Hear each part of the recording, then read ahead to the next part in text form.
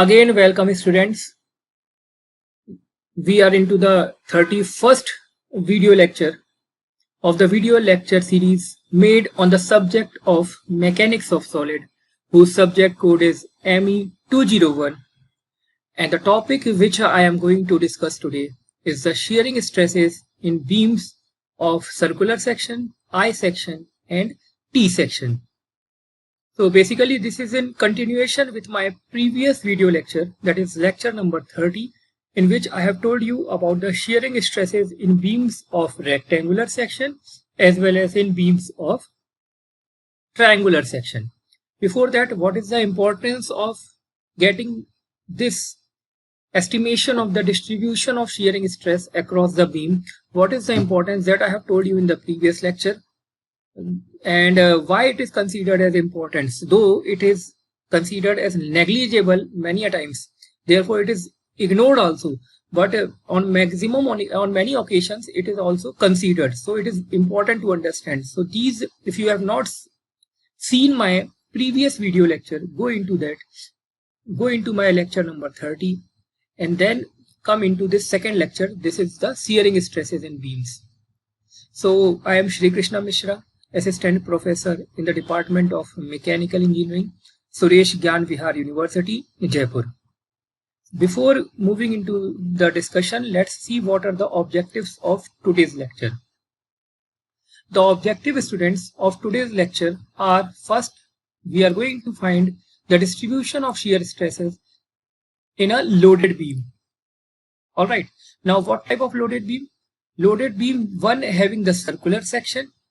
First we are going to see, then we are going to find the distribution of shear stresses over an I section. Then after, we are going to see the distribution of shearing stresses over a T section. Alright. Then after, finally, with the help of numericals, we will see how the shearing stresses is calculated across a beam of a cross section of circular section or I section or T section. So let's move into the discussion now, students.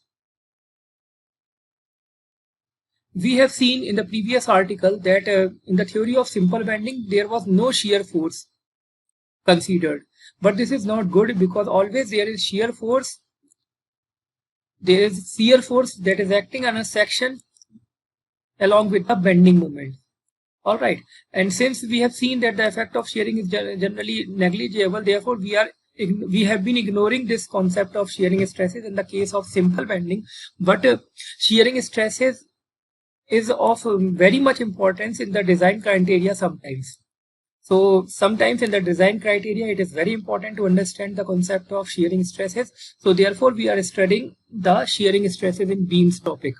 And in today's video lecture, I am going to tell you about the distribution of shear stress over a circular section. Before this, I have told you about the distribution of shear stress over a rectangular section and a triangular section. So if you have not seen my previous video lecture, you can see from there. Now coming into the circular section. For example, if this is the circular section, if you are not able to understand how is this section, so complete beam I am making for you. If the complete beam is something like this, this is the complete beam, and it is supported here. It is supported here and here. All right. Now this particular cross section, this is showing you the cross section which is circular. All right. This is the cross section which is circular of this beam. Now it is easy for you to understand. We are taking a small portion. If this is the portion, for example, so this portion we are showing here. Now in this portion, this is the center point. All right. Neutral axis obviously will pass through this center point. This is the neutral axis. All right. And we are taking a small portion. Which is at a distance of y from the neutral axis. We are taking a small portion which is at a distance of y from the neutral axis, y. All right. Now this is the JK. Now coming into the actual diagram, this is the a cross-sectional view, circular section, and we have taken a section JK. We have taken an area above this JK portion, and JK is where? JK is at a distance of y from the neutral axis. All right. Now, first of all, the derivation which we have done in order to find the shear stress at any section has given us the formula that tau is equal to F into AY bar upon IB. Tau is your shear stress at the section. All right. We are considering the layer JK. And the distance of this layer is y from the neutral axis. First of all, this is important. And in this expression, F is denoting your shear force at the section. The section in which we are considering the shear force that is acting at this section, F is denoting that shear force. AY bar is what? It is the moment of the shaded area about the neutral axis. This shaded area which you are seeing, students, this particular shaded area, this shaded area's moment about the neutral axis will be given by with this expression AY bar. So this is your AY bar. This is the moment of the shaded area about the neutral axis. Then after, what is small r? Small is the r is the radius of the circular section. Then moment of inertia I, it is about this. It is the moment of inertia of the circular section. And B is what? B is the width of the strip JK. B is the width of this strip JK.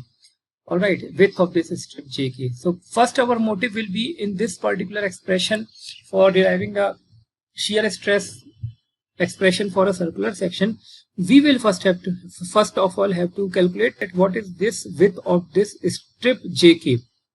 All right, so let's move and calculate the value of this width of the strip JK. Moving now, how we will calculate?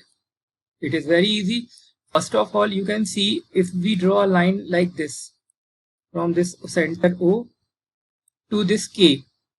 Now here a triangle has been made in this way, which is a right angle triangle. And we can apply Pythagoras theorem here. And according to Pythagoras theorem, if this distance is your y, all right, this distance is basically what? If you calculate this distance, what will be this distance?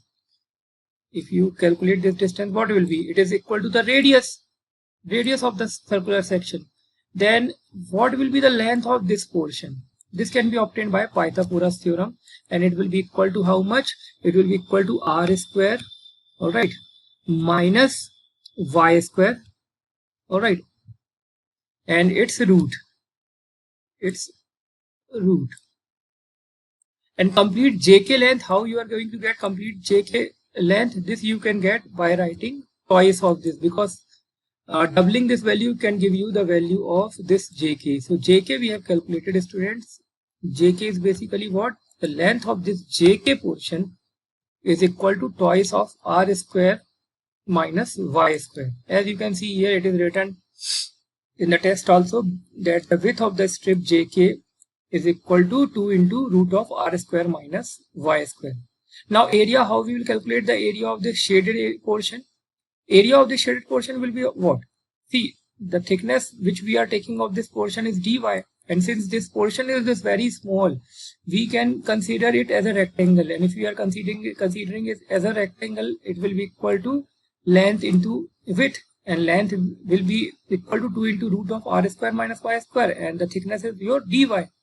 So this we have done, and we have got the area. Now the moment of this area about the neutral axis you can calculate by multiplying it with the distance y.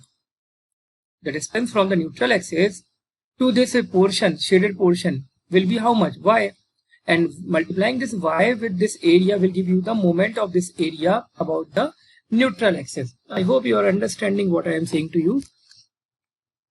Now students, since we have taken out the moment of this area about the neutral axis, now moment of the whole of the shaded area we need to calculate. And how we will calculate the moment of a whole shaded area about the neutral axis? This we can calculate by integrating the equation, by integrating this equation which we have obtained of the moment of the area between the two limits. One will be your y and the other will be what? Other will be the radius. Complete from here to here distance, complete maximum distance is your r. So between y to r, we are integrating and we are getting the expression as equal to what? By dy. B into y dy. We are putting, when you will integrate, you will get it is equal to by dy. Alright. Now moving further, the width of the strip jk, this particular strip, this we have obtained equal to 2 into root of r square minus y square. Again, squaring both sides, you will get b square is equal to 4 into root of r square minus y square. Why we have squared? We have squared because now we will differentiate this expression, and by differentiating, your LHS will become equal to 2b into dv, and RHS will be equal to 4 into minus 2y dy. This will give you an expression y dy is equal to minus 1 by 4 b into dv, minus 1 by 4 b into dv. This if you will see, if we will calculate, you will find this value that y into dy is equal to 8 will come here in this LHS. It will become equal to 1 by 4. 2 divided by 8 will come. 2 divided by 8 will come, and finally it will reduce to 1 by 4. It will reduce to 1 by 4. Then after y dy is equal to minus 1 by 4 b dv. Now substituting this value y dy in the equation which we have derived just now in the previous, this particular equation, integration of by dy. So in this, when we will put the value of y dy, what we will get? A y bar is equal to integration of b into, in the place of y dy we are putting this particular value which we have calculated here, and we will get it is equal to minus 1 by 4 root of y to r b square dv. Alright, 1 by 4 is constant, so we have taken it the outside. Now since when y is equal to y, width is equal to b, it is very clear. Width b is equal to b when y is equal to y. But when y is equal to r, when you take the y value, increase it to r, what you are getting the width? Width here is equal to 0. Width here is what? Width here is equal to 0. Alright, now therefore let's integrate it between these two limits of b. What we will get? We will get equal to 0. Limit is between b, from b to 0, b square into dv. A y bar is equal to minus 1 by 4 integration between the limits b to 0, b square dv. On doing it, what we will get? We will get finally that the value which you are getting of a y bar is equal to b cube by 12. Now the final formula which we have will put all these values which we have calculated in this particular expression, a y bar and b. These two values which we have calculated, a y bar and b, we will put in the expression of shear stress. Shear stress we all know it is equal to F into a y bar into upon IB. A, in place of A, I am putting this b cube by 12, we have calculated from here. And in place of b, we can also write b is equal to root of 2 into root of r square minus y square. Putting this value, what you are getting? Finally, you are getting F into root r square minus y square upon 3i. Alright. Now we can see this is the expression, and in this expression now let's take out some conclusion from this derivation. Conclusion from this expression. What will be the conclusion? Conclusion with respect to tau and y. First, what will happen if you increase the value of y? What will happen of tau? If you increase the value of y, tau will increase. Alright. When you will put the value of y is equal to r, when you will put the value of y, if you will put the value of y equal to r, what will happen? R square minus r square. You will get the value of tau equal to 0. Alright. So when r is equal to r, when y is equal to r, when is y equal to r? At these extreme ends, here and here. So at these positions, the value of tau which you are getting is equal to 0. So we can show in this way. Vertical line, here itself your value of tau is existing. And when we will put the value of y equal to 0, let's now put the value of y equal to 0. When we will put the value of y equal to 0, what will happen?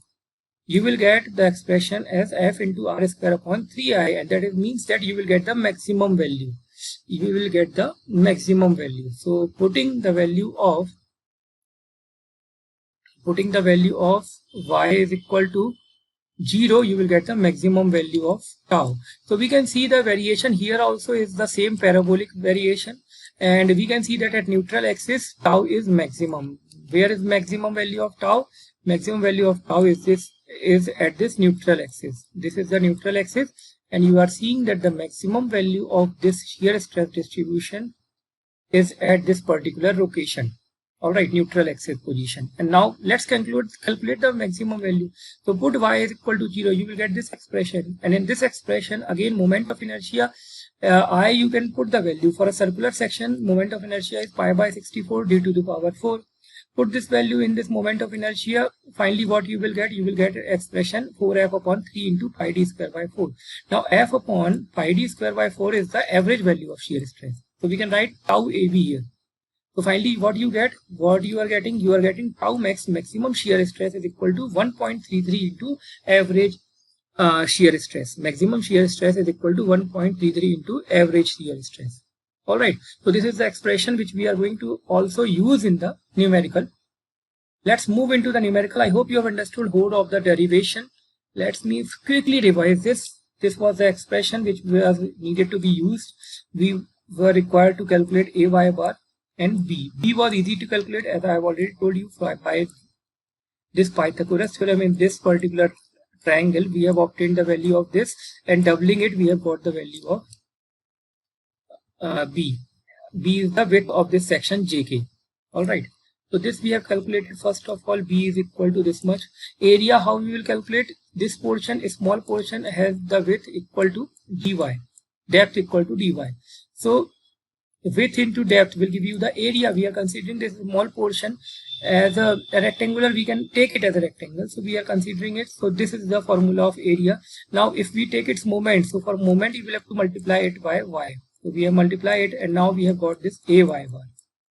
All right, now for the whole of the portion above the neutral axis, if you need the moment of this area ay bar, so for that you will have to integrate it between r and y, between y and r. Here to here, this is r, so upper limit is r, lower limit is y. So between y to r you are integrating to get the moment of the whole of this shaded area. So the expression which you are getting is b into y dy. All right, by dy. Now students, what we will do for finding the width, so finally after calculation of this, we have moved further, and what we have calculated after this calculation of a y bar, by integrating, finally we have calculated y into dy, which we have to use in this expression by dy, which we have calculated here. All right, then after students, finally by this y dy, we have put this value in this a y bar, and we have calculated the value of a by bar. Now this a y bar we have used in the final expression, and b also we have used in the final expression, and we have got this expression as the final expression for shear stress at any section of a circular cross section beam. All right, now relation between tau and y, which we have seen, is that maximum value we will get of tau when y is equal to 0, and minimum value you will get of when y is equal to r. This means that at the ends you are having the value of shear stress equal to 0. At the ends here and here you are getting the value of shear stress equal to 0, and maximum value at this neutral axis position. And what is the maximum value? Put this value of y is equal to 0, you will get it equal to 1.33 into average value of shear stress, which can be calculated by shear force upon pi d square by 4, that is the cross sectional area, average cross sectional area. Now students, moving further, let's take an example. Now students, let's take an example of a case in which the beam is of circular cross section. This is the circular beam, 100 mm in dia, subjected to shear force of 30 kilonewton. All right, shear force acting on it is of 30 kilonewtons. So F is given to you. Basically here F is given to you, and we have to calculate the maximum value of shear stress, and we have to also sketch the variation of shear stress along the depth of the beam. We will have to show the variation also.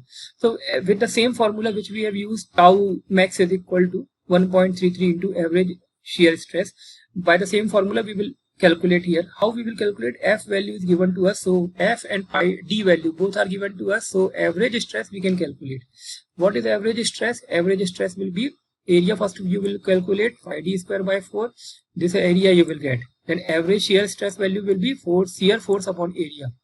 This will give you the value of average shear stress. When you will calculate, it will be 3.82 Newton per mm square. Newton per mm square you can write as megapascal. So 3.82 megapascal is your average shear stress. And in the derivation for this circular section, we have found that maximum value of shear stress is always equal to 1.33 into average value of shear stress. So multiplying this average value of shear stress with this 1.33, you will get the maximum value of shear stress equal to 5.08 megapascal. Alright, so I hope you have understood this particular numerical. Now we will see how the shear stress distribution is there for the cases of I section and I section and a T section. Now let us consider the case of an I section. The distribution of shearing stress over an I section. This we are going to see. I section means the cross section will be something like this. This is an I section beam, you can see. Alright. Now students, I section means somewhat its cross section is looking as a I. And let's take some values, some notations. Capital B here will denote the overall width of the section B. Capital D here we are taking as the overall depth of the section. This is that overall depth, and this is the overall width of the section. Then small d is what? Small d is the inside depth of the web. We are considering this is known as the web. Students, first of all you should know that this is your web. This particular portion is known as web. Alright, and flange portion is the top portion. These two portions are known as the flange portions. Alright, so of this web portion, the depth we are taking as small d and the width we are taking as small b. And the formula we all know that the shear stress on any layer jk, if we take any random layer jk, for example we are taking any layer jk here. Alright, if this is the layer, students, so in this random layer jk, the value of stress can be calculated by this formula. Shear stress is equal to F into AY bar upon IB. F into AY bar upon IB. Now here there can be two cases, students. You can take your jk layer in this flange portion, means you can take jk distance from the neutral axis as greater than this smaller d by 2, or you can take as less than smaller d by 2 as it is in this case. In this case you can see, in this case you are taking the value of this jk at a distance from the neutral axis which is lesser than d by 2. Why is it less than here d by 2? Alright, so there can be two cases, and on the basis of these two cases this shear stress value we can calculate, and that will be different for these two portions. Let's consider one by one the both cases. Let's consider one by one, students. So first of all we are considering the case where we are taking the value of y greater than d by 2. So first we are considering this case where y we are taking as greater than d by 2. So let's take y greater than d by 2. Here you can see here that y is greater than this d by 2. Already it is visible from here.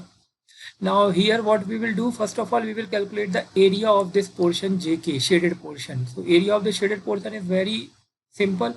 Jk into this thickness of this portion jk, depth of this portion shaded region, will give you the value of area. Area therefore will be equal to this width is capital B, and this thickness will be given by whole of this particular length from here to here is what?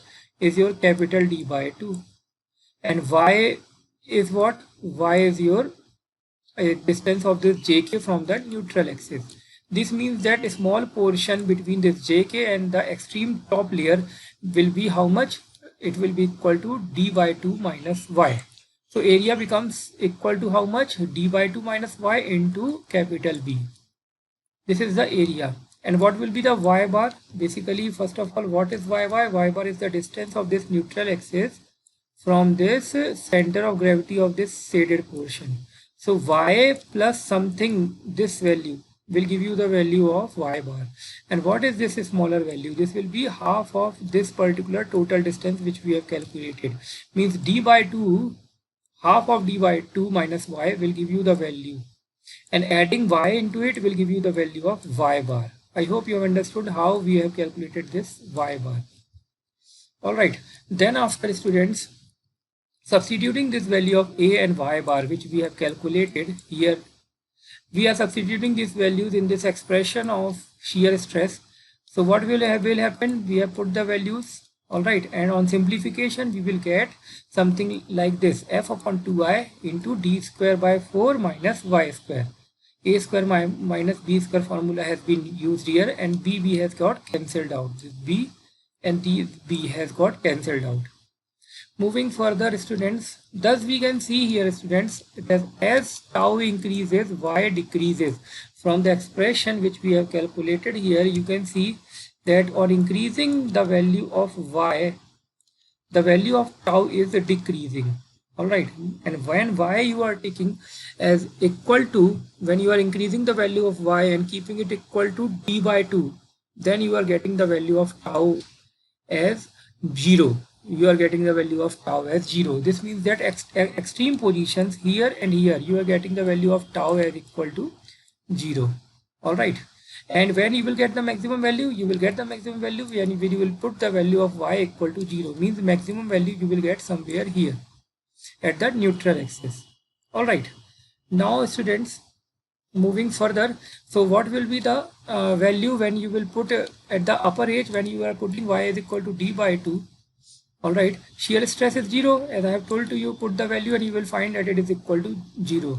And at the lower edge, again y is equal to, at this particular edge, we are talking about the flange portion. So at this particular edge, value of y will be equal to small d by 2. So put that value and you will find that here the value of stress is given by this formula: f upon 8i d is capital D square minus small d square. F upon 8i capital D square minus small d square. Alright, now students, we will take the second case, that is when y is less than d by 2. In the second case, we are taking the value of y, which is the distance between these two portions, shaded portion and neutral axis, as less than this smaller d by 2. Then what will happen? In this case, again we will calculate the area. Again in this case, what we are doing, we are calculating the area ay bar. We are calculating the area ay bar, students. Ay bar will be equal to how much? A, first of all, what is area A? So this shaded portion area, how we will calculate the area of this shaded portion? This can be written as, first of all, what will be the thickness? Thickness is same, B, capital B, and the one distance from here to here, this we will have to calculate. And how much it will be equal to? First of all, capital D by 2 minus small d by 2. This will give you this portion's length. Then into d by 2 plus half of d by 2 minus d by 2. This is basically y bar. This is your A, B into d by 2 minus small d by 2. Alright, this is your area of the shaded portion, capital B into d by 2 minus small d by 2. Alright, and what is y bar? Y bar will be d by 2, it is the distance here, plus half of d by 2 minus d by 2, half of d by 2 minus d by 2. So in this case, if you will calculate, you will find it is, you are getting finally the value of ay bar equal to b into d square, capital D square minus small d square by 8. Alright, I hope you have understood this. Basically students, here since this small portion of this wedge which we are considering, we are taking its width as negligible as compared to this distance. Therefore, we have not included it. D by 2 minus D by 2 we have written in the place of this portion, length of this portion. And similarly, in the case of calculating y bar also, we have done the same thing. We have added D by 2 plus half of D by 2 minus D by 2. So since it is very small, this portion which is in the web, that is very small, therefore we have neglected and we have directly considered the value considering this portion. Finally, what we are getting, if you will simplify, you will get b into d square minus d square by 8. Now put this value, put this value of a y bar in the formula. So a y bar from the web above ab you will get equal to b into d by 2 minus y into y plus half of d by 2 minus y. This is the value of a y bar for the web above AB. Alright, two portions are there, students, keep in mind. Again, I am reminding you, here you can get confused. One is this portion and the second is this portion. So separately we are calculating the value of a y bar for both of these. So for this particular above portion, for this flange portion, we have calculated the value of a y bar, and for this small portion, this web portion, we have calculated the value of a y bar. So for web and flange, both we have calculated. For web, it is very easy to calculate. Small b is the width of this small portion, jk we are considering this web portion, and d by 2 minus y will be your width y. So that we have taken. Then after finally multiplying with this y bar, and you are getting an expression for this web portion above AB. Now what we will do, student, what we will do now, total a y bar will be equal to how much? We will have to add these both values, a y bar for the portion of the flange and the portion of the web. Both values a y bar you will have to add for this portion number 1, alright, and portion number 2. So this we have added here and substituted this value in the final formula of shear stress, that shear stress is equal to F into a y bar upon IV. So this will give you the value. This is the value, students, which you will get. And now in this expression you can see again we will have to find a relation between shear stress and y. So what you are finding here, final expression is your this one which you have obtained, and you can see that tau increases as y decreases here. You can see that as tau increases, tau only increases when y decreases. When you will decrease the value of y, you will see the value of tau is increasing. This means that when you will put the value of y equal to 0, you will get the maximum value of tau. And for reverse is also true. Reverse means when you will put the value of y is equal to d by 2, you will get the minimum value of tau. So this means that we can see that the variation of tau with respect to y in the web is also a parabolic curve. Again, relation you are seeing that tau is related as something like this, y square, 1 upon y square, inversely proportional. Alright, so this means that there is a parabolic curve relation, and at neutral axis y value you are putting equal to 0, you will get the maximum value of shear stress. What will be the maximum value of shear stress? Put y equal to 0 and you will get this expression. And shear stress at the top of at the junction of web and flange, at this particular junction of web and flange, at this particular portion, what you will get at this portion, y is equal to small d by 2, put that value and you will get, substitute y is equal to d by 2 and you will get this expression. You will get, students, this expression. Alright, so this is the maximum value and this is the value at the flange. Alright, now students, finally the diagram which you will see will look something like this. This is the complete diagram, students. You are getting a parabolic relation here also in the flange and here also in the web, but you are also seeing that maximum value you are getting at the neutral axis and 0 value you are getting at the top of the flange, at the top and the bottom of the flange. And at this y is equal to d by 2, you are getting minimum value, but here it is not equal to 0. Here you have some value. Alright, so this is the graph, students. At this junction of web and flange you are having some value and this is equal to this much at the junction of web and flange. Then we can see here, we can see that the shear stress at the junction of top of the web and bottom of the flange is different from both the above expressions. That is when y is greater than dy 2 and y is smaller than dy 2. So expression which we are getting at the junction of the top of the web and the bottom of the flange is different in both the case. We can also see that the shear stress changes abruptly from F upon 8I d square minus d square to F upon 8I into B upon B d square minus d square. You can see here in this case, in this junction position here, the value of shear stress, is changing here abruptly. In the diagram, you can see diagram is something like this. All right. So you can see that at this junction position here, there is sharp increase in the bending stress. Suddenly increases by capital B by small b times, as shown in the figure. Capital B by small b times, as shown in figure. This particular figure which you are seeing. And what is the second important thing to conclude? In the I section, if the I section is symmetrical, then the shear stress distribution diagram will also be symmetrical. Like this, if it is symmetrical, this upper flange and if the lower flange, the width of both the flange and the depth of both the flange, if they are equal, then you will get symmetrical diagram. Then in that case, you are going to get symmetrical diagram of shear stress distribution. You are going to get shear symmetrical diagram, means whatever is there above the neutral axis, you are going to see below the neutral axis also. Now from the shear stress distribution diagram, we see that most of the shear stress is taken up by web. Most of the shear stress is taken up by this web portion. This is also very much clearly visible. It is important factor in the design of various important structures that most of the shear stress is taken by this web portion. All right.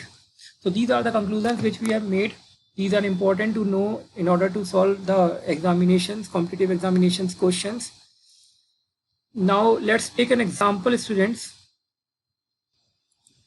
So what is the example saying? The example is given us a I section which has rectangular ends, and these are the dimensions. Flange portion is 150 by 20 and web portion is 300 by 10. 300 by 10.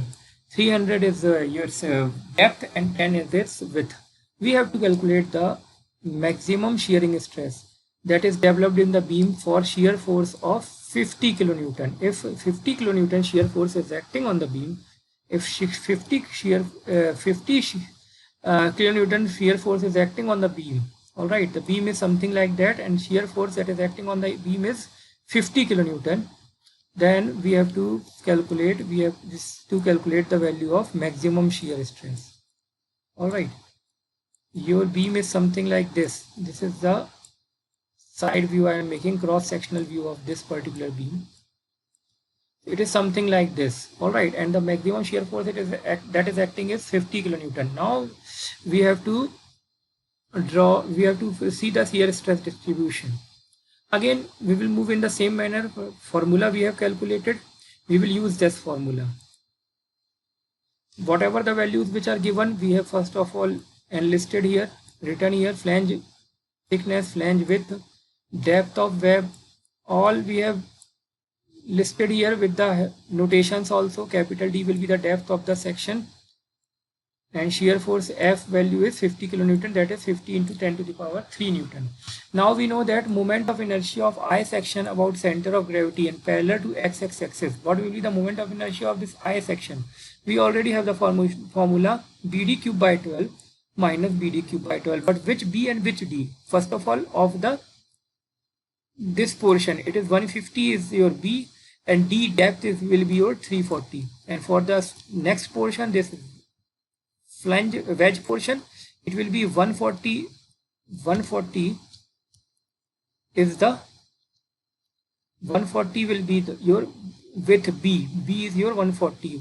How we have got this 140 value and how we have got this 300 value? This is important to understand. BD cube by 12 minus 140. 140, it is not 140. Correct it. Basically what it has, how we have calculated the moment of inertia directly of this I section. This whole sole moment of inertia will be BD cube by 12, 340 and 150. This will be the weight dimensions. And then after students, from this we have the leftover portion, this and this. We have considered this portion. So what will be the width of this portion? Width of this portion will be, you will subtract this 10 from this 150 in order to get this width of this particular portion. So what is the width? Width will be 140. All right, and depth is the same, which is given here, 300. So this is 140 into 300. 140 into 300. Finally, what you are getting, the moment of inertia value about the x-axis, you are getting equal to 176.3 into 10 to the power 6 mm to the power 4. And this is what? This is the moment of inertia. Now, maximum bending shear stress formula you all know. It is F upon IB, B by 8 into capital D square minus small d square plus BD square by 8. This is the formula for maximum shearing stress. Alright, tau max is equal to F upon IB into B by 8 into capital D square minus D square plus BD by 8. So putting the values whichever are given in the numerical, we will get your final answer equal to 16.8 megapascal. So this is the final answer, students. I hope this numerical is well understood by you. Now students, let's solve some multiple choice questions in order to enhance our understanding of the concept which we have discussed right now. Let's start with multiple choice question number 1. This is the multiple choice question number 1.